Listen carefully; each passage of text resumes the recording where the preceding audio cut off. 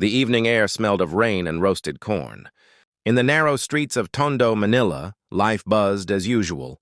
Noisy tricycles honking, children running barefoot through puddles, vendors shouting over each other trying to sell what little they had left. The storm had passed, but the ground was still wet, the air still heavy. The kind of night where the poor went to sleep, hoping tomorrow might somehow feel lighter. Among the flickering yellow lights of makeshift stalls stood a boy. Thin, barefoot, his shirt faded to the color of the sky before dawn. His name was Eli Ramirez, barely 12, but with a gaze that carried the weight of a man twice his age. In his small trembling hands he held an old guitar, its strings rusted, its body cracked. The only thing his late father had ever owned that still worked. That guitar was his world, every night. After selling plastic bottles and scrap metal to the junk shop, Eli would return to his favorite spot, a corner beside a bakery that smelled faintly of sugar and hope. There he would sit on an overturned crate, wipe the water off his guitar, and sing. He didn't sing because someone told him to. He sang because it was all he had. His voice was soft, almost fragile, but it carried something rare. Truth. People walking by would slow down, just for a few seconds, not because the boy was famous or trained, but because his voice touched something deep inside them, that quiet part of every human heart that still believes in goodness. That night, the moon hid behind heavy clouds. The wind was cold. Eli's stomach ached. He hadn't eaten since yesterday, but his thoughts weren't on food. They were on his little sister, Maya, who lay inside their one-room shanty, coughing weakly. The local clinic had said she needed antibiotics. They cost 480 pesos, a fortune for Eli. He looked down at the coins in his small tin cup. 27 pesos. He sighed. Maya, I'll try again tonight, he whispered. He adjusted the guitar's broken strap and began to play. The first chords came out uneven. He stopped, retuned the string, and began again, this time softer, gentler. The tune was familiar, Hotel California. His father used to hum it while fixing fishing nets before cancer took him away. On a dark desert highway, cool wind in my hair. His voice cracked on the first line, but he didn't stop. He kept going, his eyes closed, his heart wide open. The street noise began to fade. The fruit vendor across the road turned down his radio. A jeepney slowed near the corner. One by one, people stopped, drawn not by perfection, but by emotion. The kind of raw honesty that only suffering can create. A woman carrying groceries wiped her eyes without understanding why. A security guard leaned on his post, silently listening. Even the bakery owner, who usually told Eli to leave, stood in the doorway, holding his breath. And then, through the crowd, a tall man in a black raincoat appeared. He looked out of place. His shoes too clean, his camera too expensive. His name was Michael Reeves, a visiting music producer from Los Angeles, traveling the Philippines for inspiration after a painful divorce and a lost sense of purpose. He hadn't planned to stop. He was tired, jet-lagged, and wanted only a quiet dinner. But something about the boy's voice. It felt alive. It reminded him of why he'd fallen in love with music in the first place. He pulled out his phone and pressed record. The boy sang the chorus. You can check out any time you like, but you can never leave. The note hung in the air, trembling, imperfect, and beautiful. Michael felt his throat tighten. Around him, the entire street had gone silent. Even the flickering lights seemed to pause, as if the world itself was holding its breath. Eli finished the song with his eyes still closed. For a moment, there was nothing. No sound, no movement. Just the echo of that last note fading into the night. Then, slowly, someone began to clap. Then another, and another. Soon the whole street was clapping, people cheering, some crying, strangers tossing coins into the small plastic cup by his feet. Eli smiled shyly, his cheeks wet from tears he hadn't realized he'd shed. "Salamat po," he whispered. "Thank you." He bent down to collect the coins, but a gentle hand touched his shoulder. It was the man in the raincoat. That was incredible, Michael said softly. Eli looked up, uncertain. "Sir," Michael smiled.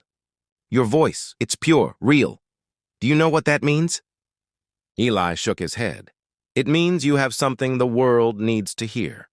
He reached into his pocket and handed the boy a business card, the edges slightly wet from rain. The golden letters shimmered under the dim light. Michael Reeves, Starrise Productions, Los Angeles. Eli blinked, confused. Are you serious? Michael chuckled. I'm very serious. I've worked with hundreds of singers, but I've never heard anyone sing with so much heart. I'm coming back tomorrow. Be here again, okay? Eli hesitated. I have to take care of my sister. Michael knelt to meet his eyes. Bring her too. I'll make sure you both eat. Just promise me one thing. Don't stop singing.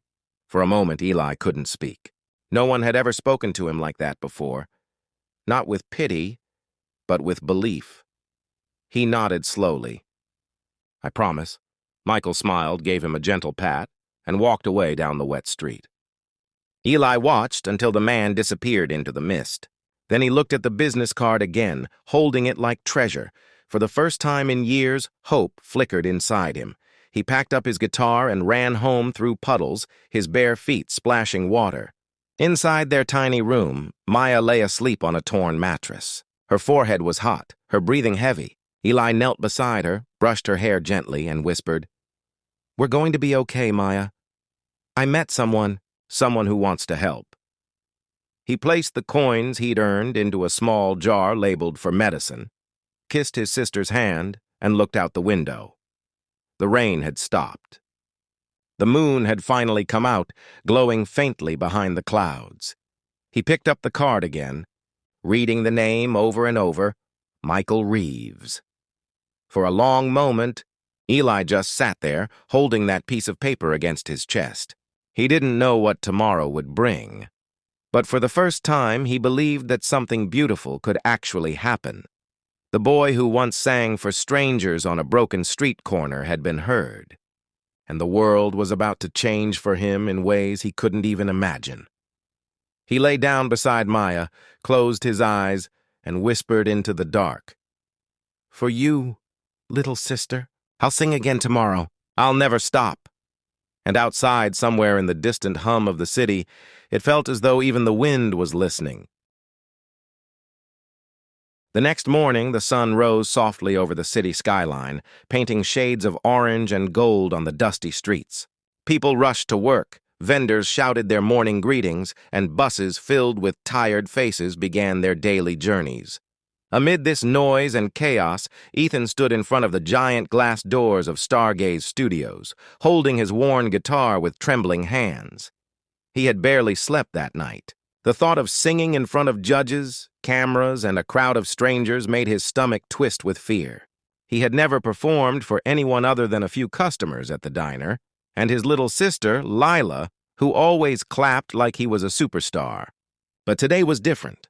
Today, he was standing at the doors of the biggest talent show in the country. Inside, the air buzzed with energy. Contestants rehearsed in the hallways, stylists hurried around, and producers shouted instructions.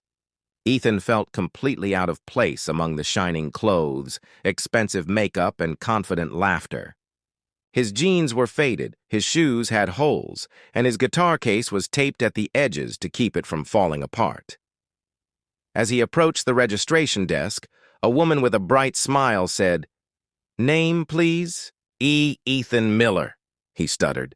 She looked up, scanned him quickly, and typed something into her tablet. "You're next after number 213. Wait in that room until we call your name." Ethan nodded quietly. He walked to the waiting room and sat in a corner, gripping his guitar. Around him, contestants practiced their songs. Some sang pop hits. Others warmed up their powerful voices. One girl even had a vocal coach beside her. Ethan, meanwhile, stayed silent. He closed his eyes and whispered to himself, "Just sing for Mom. Sing for Lila." Suddenly, his phone buzzed. It was a text from Lila. "You got this, Ethan. I know Mom's watching you from heaven." He smiled, his eyes glistening. That one message was all he needed.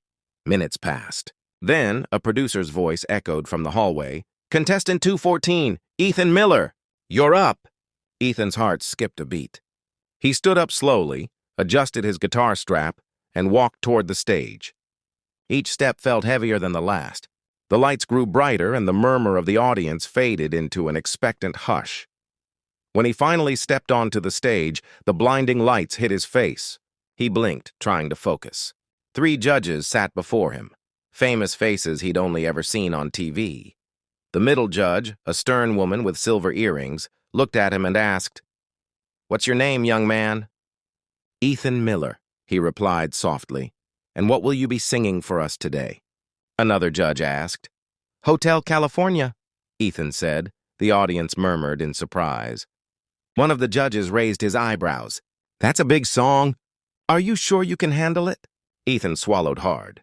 "I'll try my best, sir." The judges exchanged looks and the silver-eared woman gestured. "All right, Ethan, let's hear it." The lights dimmed slightly. Ethan took a deep breath, closed his eyes, and gently strummed his guitar. The first notes echoed through the hall like a whisper of nostalgia. His voice, soft, trembling at first, slowly grew stronger, smoother, more soulful. It wasn't polished like the others. It was raw, cracked, real. Every word carried emotion. Every note carried pain and beauty in equal measure. On a dark desert highway, cool wind in my hair, the audience fell silent. People who had been chatting moments ago suddenly stopped. The judges leaned forward, captivated. Ethan's voice seemed to pour from his very soul, filled with years of quiet struggle and hope as he sang. He remembered the nights he'd played the same song for his mother when she couldn't sleep, the times he'd busked on street corners to buy medicine for Lila, the laughter they shared when life gave them nothing else. His pain became melody. His memories became harmony. One tear rolled down his cheek as he sang, "You can check out any time you like. But you can never leave." The final chord faded into silence. For a moment, the entire studio was frozen. You could hear the sound of a single breath, the distant hum of a light, the thump of someone's heartbeat. Then, applause. It started with one person clapping in the back row. Then another. And another. Within seconds, the entire hall erupted in thunderous cheers. People stood up, wiping tears from their eyes. One of the judges covered her mouth, visibly emotional. "That was beautiful," she whispered. Another judge leaned forward, his voice trembling slightly. "Ethan, I've heard hundreds of singers on this stage, but very few can make me feel something like that. You didn't just sing that song, you lived it." The crowd roared in agreement. Ethan's hands shook as he lowered his guitar. He couldn't believe what was happening. Then the middle judge smiled softly. "Ethan, do you know what I see in you?" He looked up, confused. "What, ma'am?" "I see truth," she said. "And truth like that deserves something special." Before he could react, she slammed her hand on the golden buzzer. Gold confetti exploded from the ceiling. The audience screamed. Ethan gasped, covering his face as tears streamed down his cheeks. In that one magical moment, everything he had ever dreamed of became real. The lights shimmered around him like stars. And as he looked up, he whispered under his breath, "We did it, Mom. We did it."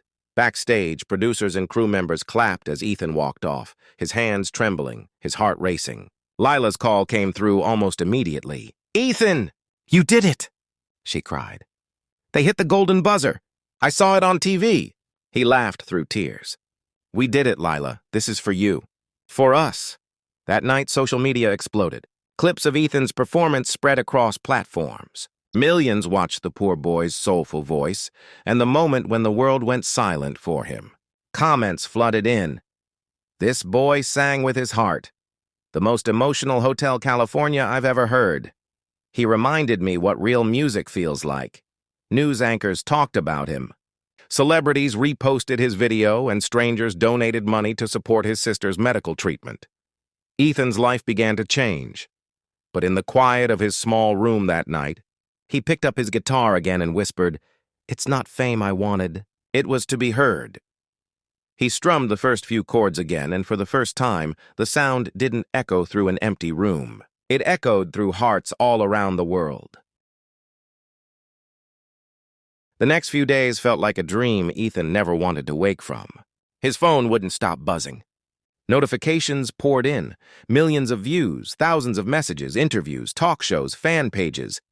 The boy who once sang in a diner for tips was now being called the voice that touched the world. But fame hadn't changed him. It had humbled him.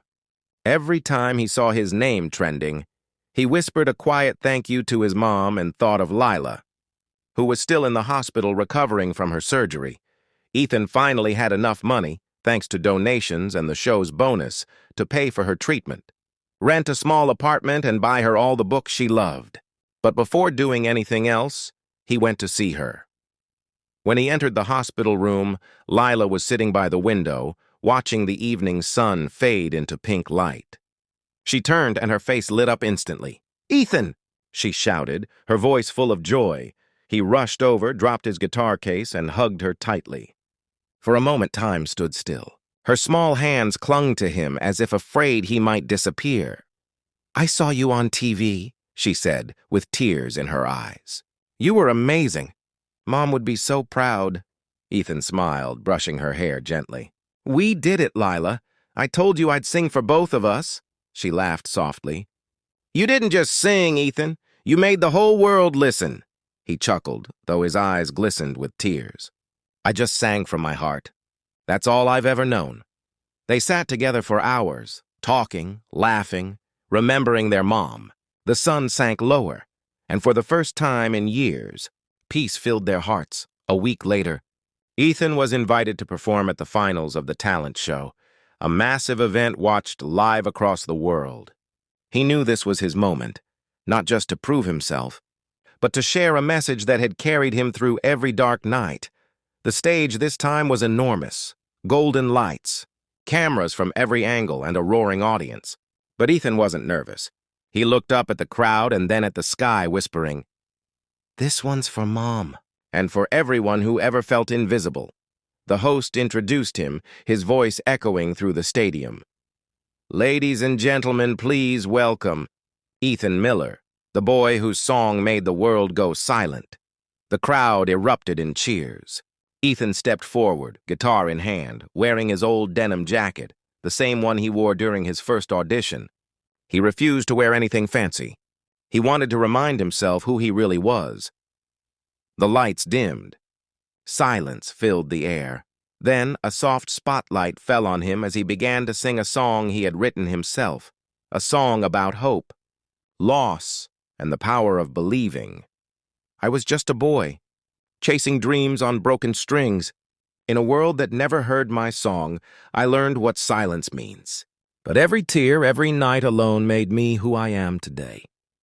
'Cause even in the darkest storm, the music found its way." The melody flowed like a heartbeat. His voice trembled, raw and full of life. Each word carried a piece of his story.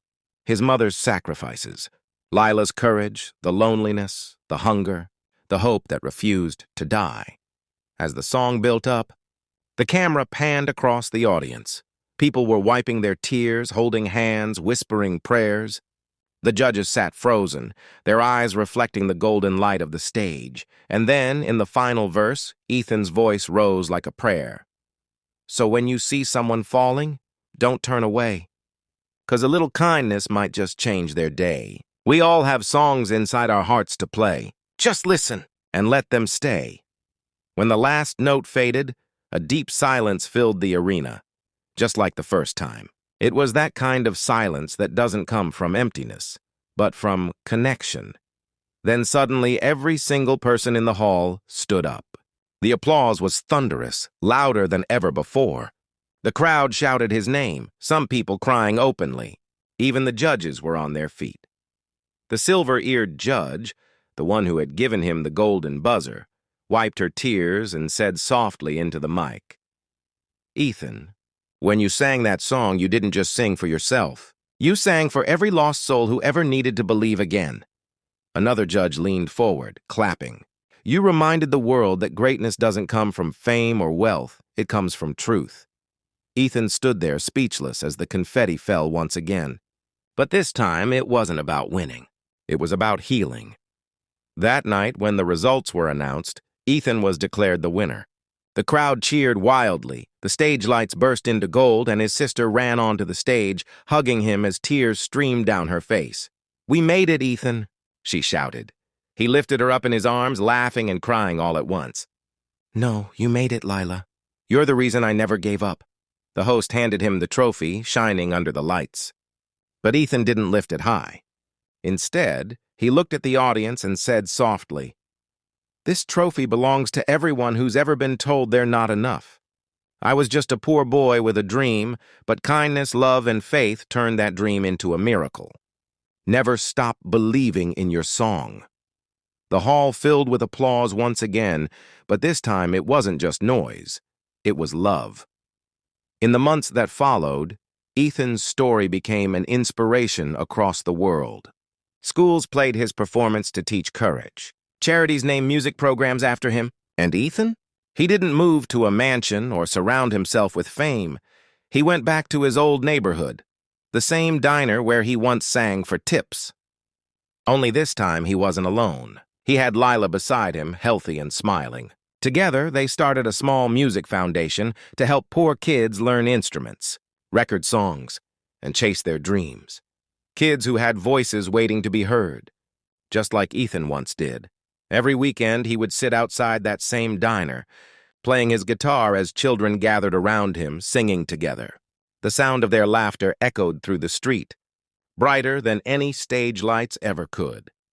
One evening, as the sun dipped behind the horizon, a little boy tugged at his sleeve. "Ethan, do you ever miss the big stage?" the boy asked.